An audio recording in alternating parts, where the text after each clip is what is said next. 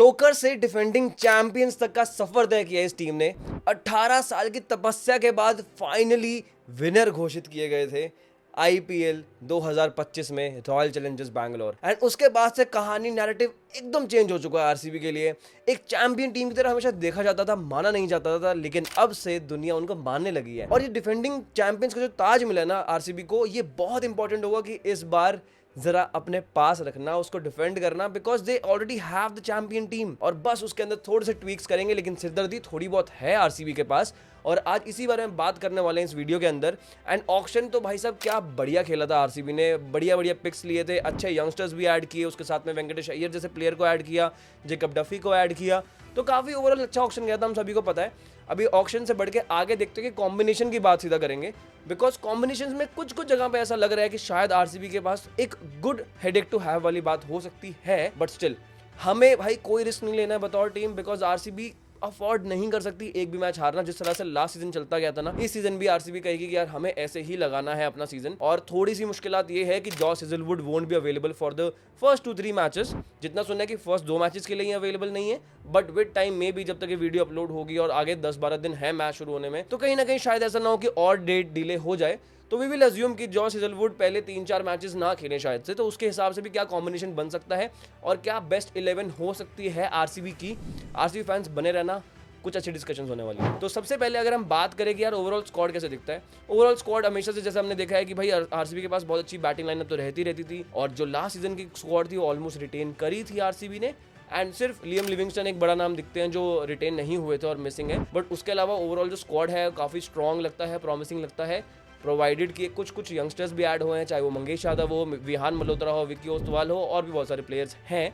उसके अंदर सबसे ज़्यादा प्रॉमिसिंग मेरे को जो लगता है वो मंगेश यादव है। He is one of the players to watch out for. बहुत गजब प्लेयर है, बहुत अच्छा बॉलिंग एक्शन है, रिदम अच्छा है, पेस भी डिसेंट है, उसके साथ में अच्छी बॉल करवाते हैं जो आपकी स्लो डिलीवरीज होती हैं, प्लस यॉर्कर्स बंदे की बड़ी कमाल है। तो अब देखने वाली बात होगी कि कितने मौके मिल सकते हैं उनको, बिकॉज यश दयाल की फॉर्म कैसी रहेगी वो हमें नहीं पता। He has been out of the action from quite a long term, almost a year. तो अब मंगेश यादव कहाँ फिट बैठेंगे वो हमें नहीं पता है, बट आई एम श्योर कि he is going to get some matches, और नहीं तो ये डिजर्व करता है वैसे मैचेस।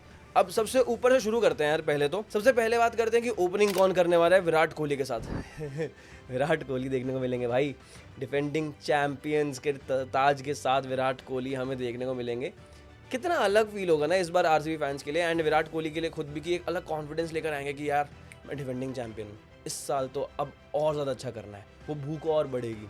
और उसी के साथ एक और बंदा है who would be very hungry to prove himself, that is Jacob Bethell. Jacob Bethell का जिस तरह का T20 वर्ल्ड कप गया अगेंस्ट इंडिया, जो 100 मारी है, उसके बाद से बहुत तगड़ी रेड हॉट फॉर्म में, and he is one of the big things in cricket in future, हम सबको पता है बात। वहीं अब फिल सॉल्ट ने पिछले साल जो किया था कारनामा, 400 प्लस का सीजन दिया था, जो आरसीबी की अच्छी स्टार्ट्स मिल रही थी, जिसके बारे में सब लोग बात कर रहे थे कि यार पावर प्ले में क्या तगड़ी बैटिंग हो रही है, उसका बहुत बड़ा श्रेय जाता है फिल सॉल्ट को, सो दैट विराट कोहली भी अपना टाइम लेते थे थोड़ा एंकर करने के इनिंग्स को और अपने आप को बिल्ड करने के लिए। वो चीज़ फिल सॉल्ट ने बहुत भली भांति रोल अपनाया था। लेकिन इस साल अब तक की फॉर्म जो रही है ना, जो T20 वर्ल्ड कप में भी हमने देखने को मिला कि 8 मैचेस के अंदर उन्होंने 130 के आसपास रन बनाए थे, और उसके अंदर सिर्फ और सिर्फ 3 दफा ऐसा हुआ था कि उन्होंने डबल डिजिट में अपना स्कोर पहुंचाया था। तो वहां से एक चीज समझ में आता है कि he would not be very confident with his batting, और वो कॉन्फिडेंस अगर आपकी बैटिंग में अभी शुरुआत में झलक गया तो थोड़ी दिक्कत हो सकती है। Although I am okay with Phil Salt opening the innings with Virat Kohli, but guys just imagine अगर एक लेफ्टी बैटर मिल जाता है विराट कोहली के साथ में,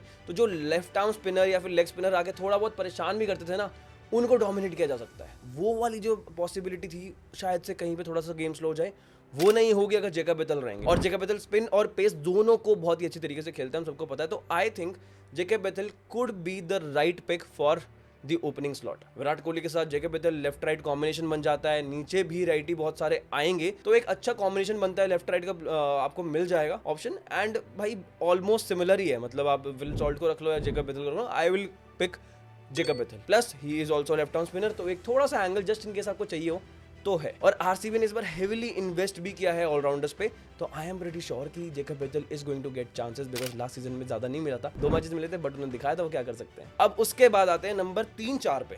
नंबर 3-4 पे दिक्कत यहाँ पे आती है मिडिल ऑर्डर में कि कौन बैटिंग करने वाला है टॉप ऑर्डर और मिडिल ऑर्डर के अंदर।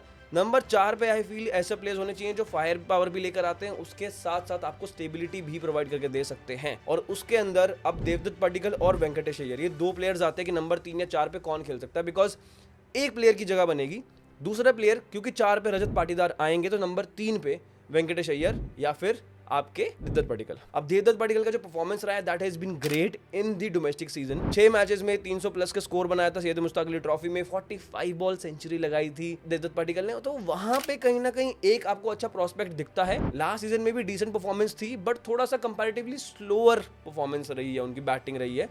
ऑल्दो इस बार थोड़ा सा और बेटर किया उन्होंने अपनी जो गेम है उसको, और T20 स्किल सेट को, या थोड़ा सा हार्ड हिटिंग कह लो कि अच्छी बेटर की है उन्होंने।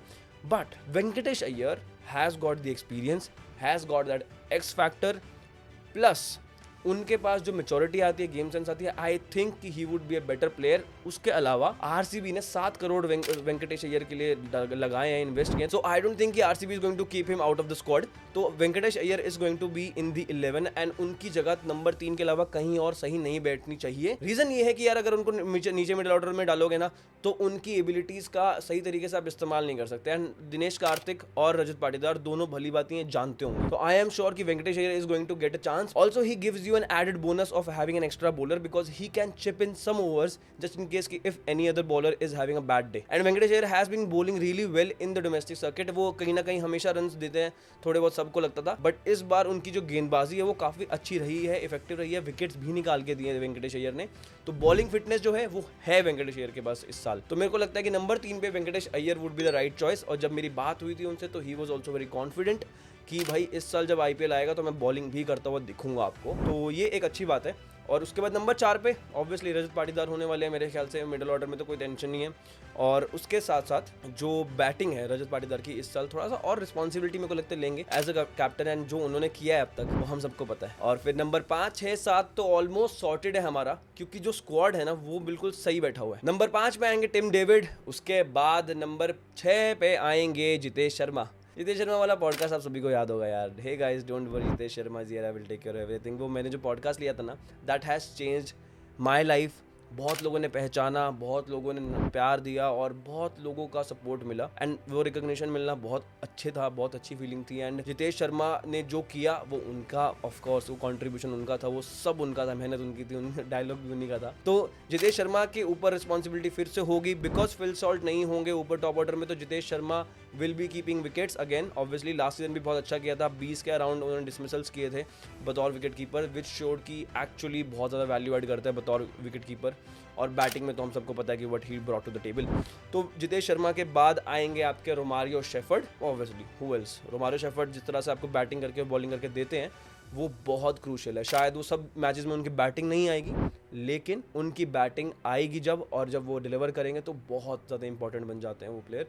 7 गेंदों में 15, 20, 30 रन बना देना, 10 गेंदों में 30, 40 रन बना देना, he is that sort of player जो हमें बहुत डेथ ओवर्स में चाहिए होगा। टिम डेविड के साथ जो एक्सप्लोजन चाहिए वो हमारा सॉर्टेड है, 5, 6, 7 तक सॉर्टेड है। और उसके बाद आते हैं कृणाल पांड्या। पांड्या नाम हो तो क्लच प्लेयर तो अपने बन ही जाते हैं, है ना। और जिस तरह की उन्होंने लास्ट सीजन में गेंदबाजी करी है कृणाल पांड्या ने, आप वही एक्सपेक्ट करते हो उनसे, बिकॉज इकोनॉमिकली बहुत अच्छा, एकदम कंसिस्टेंट लेंस पे डालते हैं, टाइट गेंदबाजी रखते हैं, and he is one of the experience spinners in the side. उनके अलावा सुयश शर्मा आएंगे। सुयश शर्मा बेसिकली फिर वो वाली बात हो जाती है ना कि सुयश शर्मा के पास इतना एक्सपीरियंस नहीं है। लास्ट सीजन वी सॉ कि वो थोड़े महंगे साबित हो रहे थे, although RCB backed him, but थोड़ा सा कंसिस्टेंसी का फर्क पड़ जाता है। वी वुड ऑल्सो एक्सपेक्ट सुयश शर्मा से कि इस बार वो विकेट्स निकाले और थोड़ा बेटर डिलीवर करके दे कंपैरेटिवली, बट देखने वाली बात होगी। I think Suyash Sharma impact में रहेंगे, उनके बारे में बाद में बात करेंगे।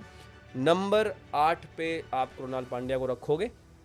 उसके बाद आते हैं नंबर 9 पे। नंबर 9 पे आएंगे आपके भुवनेश्वर कुमार। उनके अलावा तो कौन है यार, स्विंग किंग है, लास्ट सीजन जिस तरह से गया वो स्टेबिलिटी प्रोवाइड करते हैं। He is the backbone of the fast bowling of RCB. तो ये तो हो गए भुवनेश्वर कुमार। उसके बाद नंबर 10 पे कौन आते हैं? नंबर 10 पे आएंगे आपके यश दयाल, जो लास्ट 1 साल उनका गया है यार, बहुत टफ रहा होगा। आई एम प्रीटी श्योर कि यश दयाल के जिंदगी में जितने उतार चढ़ाव आए हैं ना, वो बहुत मुश्किल रहा होगा उनके लिए फेस, बहुत ज्यादा। और इस फेस से उभर के अगर आज अब यश दयाल परफॉर्म करके बताते हैं ना, क्योंकि भाई जितने लांछन लगे वो सब दुनिया भूल जाएगी, बस वो याद रखें कि उन्होंने क्या परफॉर्म किया इस IPL में।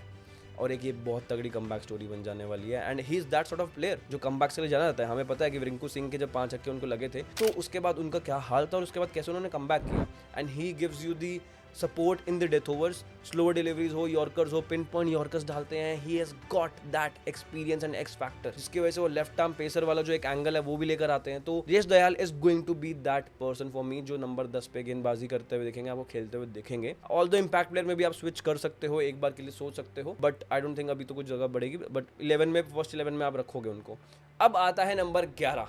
नंबर 11 हमारे हेजल गॉड हैं obviously, Josh Hazlewood. He is going to be the face of the fast bowling unit for RCB, but अभी currently he is not available. अब कौन आएगा? जॉश हेजलवुड ने जो लास्ट सीजन किया है, जो वो ऑफर करते हैं, हिट द डेक बॉलिंग, उसके बाद टाइट लेंथ्स पे गेंदबाजी करके आपको अर्ली विकेट्स दिलवाना, गजब है। जॉश हेजलवुड ने पावर प्ले में 10 विकेट्स निकाली थी last season with an economy of 7.3। उनका ना होना ऑफ कोर्स बहुत ज़्यादा खलने वाला है।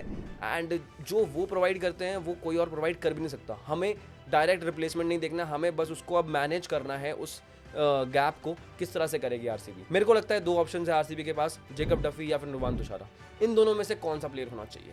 Nuwan Thushara brings on that slingy action जो कि यॉर्कर्स और डेथ में बहुत अच्छा काम हो सकता है, कामयाब हो सकते हैं। बट जेकब डफी, बहुत लोग बात कर रहे थे कि लाइक टू लेग रिप्लेसमेंट है जॉश हेजलवुड के। He is sort of that bowler जो आपको हिट द डेक बॉलिंग करके देता है, सीम बॉलिंग करके देते हैं, स्विंग कराते हैं, अच्छी कंट्रोल्ड लाइन लेंथ पे गेंदबाजी करता है, जस्ट लाइक जॉश हेजलवुड। तो मेरे को लगता है कि शायद से जेकब डफी पे ज्यादा फोकस करेगी आरसीबी की टीम, बिकॉज उनके जो स्टैट्स देखो तो वो भी बेटर है पावर प्ले के अंदर compare to Nuwan Thushara. Jacob Duffy ने 2025 से अब तक T20 इंटरनेशनल्स में पावर प्ले के अंदर 14 के आसपास विकेट्स निकाली हैं विद एन इकोनॉमी ऑफ 7.4, और वहीं नुवान तुषारा ने 9 विकेट्स निकाली हैं with an economy of 8.15। Although death में थोड़ा सा नुवान तुषारा बेटर हो सकते हैं, बट नुवान तुषारा प्रेडिक्टेबल भी हो जाते हैं और अगर उनका कोई ऑफ डे है तो वो वहां पे आपको अच्छी गेंदबाजी करते हुए नहीं दिखेंगे, whereas Jacob Duffy is more reliable. तो अब जेकब डफी के ऊपर मेरे को लगता है दाव खेलेगी आरसीबी, और Jacob Duffy should be the right option in place of Josh Hazlewood जब तक वो नहीं आते हैं। तो ये तो रही अपनी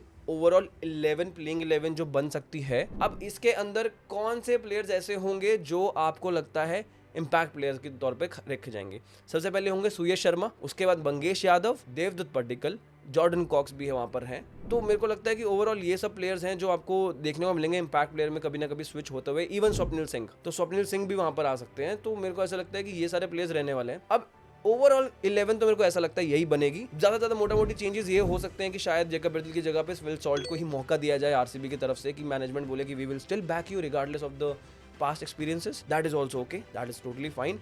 आप आरसीबी फैंस क्या सोचते हो वो आप कमेंट सेक्शन में बताओ, because this is going to be a very very crucial moment कि आरसीबी किस 11 के साथ उतरती है। क्योंकि जिस 11 के साथ आरसीबी उतरेगी उसके बाद से ऑलमोस्ट वही 11 खेलने वाली है, ज्यादा चेंजेस नहीं करेगी, बिकॉज आरसीबी का लास्ट सीजन से ये प्लान रहा है। अब बैकिंग मिलती है प्लेयर्स को, तो देखने वाली बात होगी कौन कौन से प्लेयर्स खेलने वाले हैं। वेंकी या फिर देवदत्त, फिल सॉल्ट या जेकब बेथल, या फिर जेकब डफी और नुवान तुषारा, इनमें से कौन खेलेगा? उसके बाद होपफुली जॉश हेजलवुड वापस आए और यहाँ पे देखने को मिले हमें बैटिंग बॉलिंग बढ़िया मिले यार। आरसीबी इस साल फिर से इस साल कप नामदे हो जाएगा तो मजा ही आ जाएगा। What do you guys think? ये टीम बहुत सॉलिड लगती है, लगता है कि डिफेंड कर सकती है अपना टाइटल, बट कुछ चेंजेस जो हैं वो देखने पड़ेंगे। वीकनेसेस भी दिख सकती हैं आपको, जो कि हैं थोड़ी सी स्पिन डिपार्टमेंट अगेन आपकी वीक दिख सकती है, जस्ट इन केस अगर Krunal Pandya is having an of day and Surya Sharma is not that experience, तो कहीं ऐसा ना हो कि उनका दिन जब खराब हो तो आरसीबी का दिन पूरा खराब हो जाए, ये ना हो। उसके अलावा तो बाकी सब चीज़ें मेरे को लगता है सॉर्टेड है, बढ़िया ही है। प्रॉब्लम ऑफ प्लेंटी है आरसीबी के पास और बढ़िया ऑप्शन हुआ है, तो आई एम होपिंग कि आरसीबी इस बार और अच्छा परफॉर्म करेगी और आगे जाएगी। आप लोग कमेंट सेक्शन में बताओ आरसीबी फैंस की आपकी बेस्ट 11 कौन सी होगी, आप किसको खिलाओगे और आपको ये 11 मेरी कैसी लगी वो भी बताना। Thank you so much for watching the video and do subscribe to the channel.